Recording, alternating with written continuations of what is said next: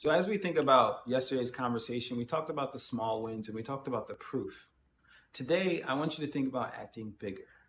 Today is about making sure that you define what that next big challenge is for you. It's best to write it down, visualize it so you can see.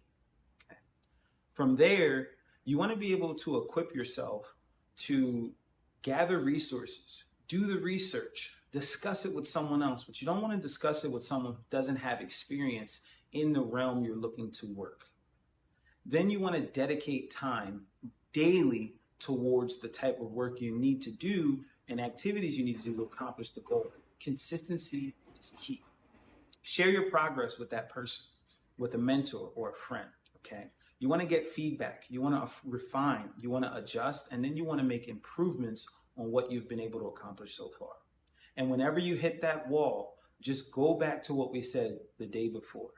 Use those small wins as fuel so that you can maintain access to your actual personal belief.